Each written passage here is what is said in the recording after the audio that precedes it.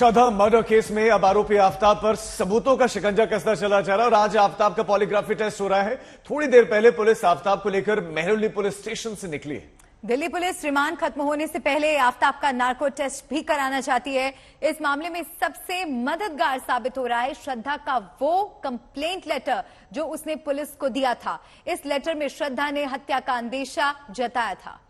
Police को जांच के बाद यह लग रहा है कि श्रद्धा को पहाड़ों पर ले जाने के पीछे भी आफताब की खास प्लानिंग थी। शायद उसने पहले भी हत्या की कोशिश की थी। पुलिस को लग रहा है कि आफताब ने रेकी के बाद ही मेहरौली में वो फ्लैट लिया, वो घर लिया।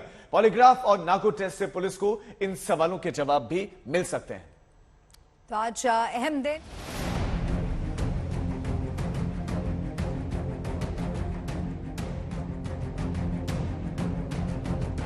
फर्स्ट टाइम मिले थे तो मेरे उनके गले पे निशान था, उनके चेहरे पे लगा था उनको।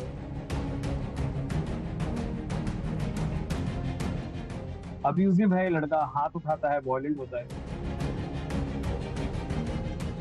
श्रद्धा की मर्डर मिस्ट्री पर सवाल ही सवाल है, लेकिन एक बात आईने की तरह साफ है कि श्रद्धा आफताब की ज्यादतियों की शिकार रही।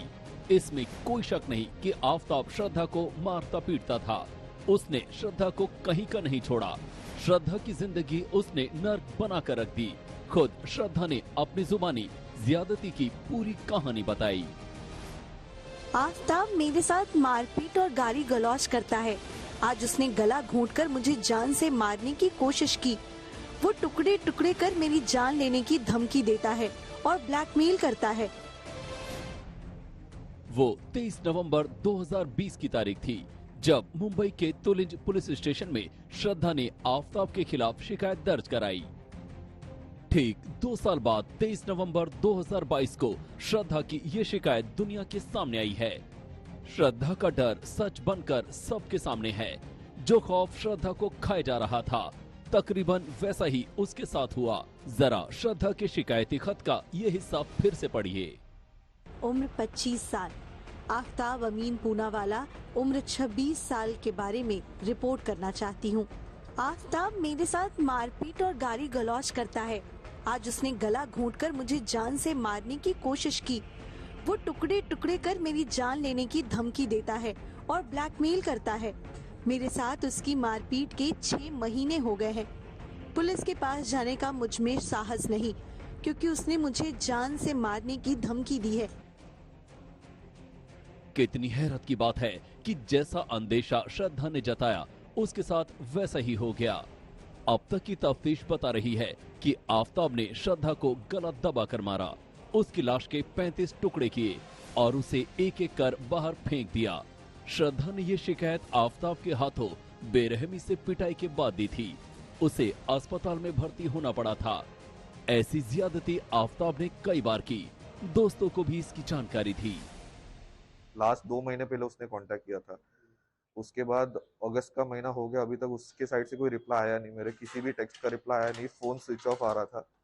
सो that is when it became a point of concern for me कि I should actually start reaching out to people. किसी से भी कोई मुझे अपडेट नहीं मिला, तो फाइनली मैंने उनके ब्रदर को बता दिया कि ऐसा है। लास्ट मेरा उनसे जुलाई में बात हुआ था। उसके बाद से आज तक मेरा उनके साथ कोई कांटेक्ट नहीं हो पा रहा है। So it's better that we reach out to cops and check seek for their help. काश श्रद्धा वक्त पर संभल जाती। पुलिस को दी गई शिकायत पर वो डटी रहती। सवाल है कि श्रद्धा की ऐसी क्या मजबूरी थी कि वो खुद को आफताब से दूर नहीं कर पाई। ये राज भी श्रद्धा की इस पुलिस कंप्लेंट में समझ में आ जाता है। मेरे साथ उसकी मारपीट के 6 महीने हो गए हैं। पुलिस के पास जाने का मुझ में साहस नहीं, क्योंकि उसने मुझे जान से मारने की धमकी दी है। उसके माता पिता को पता है कि वो मुझे मारता है और उसने मेरी जान लेने की भी कोशिश की है। उन्हें ये पता है कि हम साथ रहते हैं। वो वीकेंड में आते हैं। दरअसल 23 नवंबर 2020 को श्रद्धा ने ये पुलिस कंप्लेंट तब दी थी जब आफताब ने उसकी बेरहमी से पिटाई की थी। श्रद्धा को उसके दोस्त अस्पताल ले गए। दोस्तों ने श्रद्धा को हिम्मत दी। श्रद्धा पुलिस स्टेशन गई, शिकायत भी दर्ज कराई। तब लगा कि इस बार वो आफताब के जाल से बाहर निकल आएगी, लेकिन नियति को कुछ और ही मंजूर था। आफताब के आगे श्रद्धा एक बार फिर मजबूर हो गई। वो मजबूरी उसकी मौत बन गई।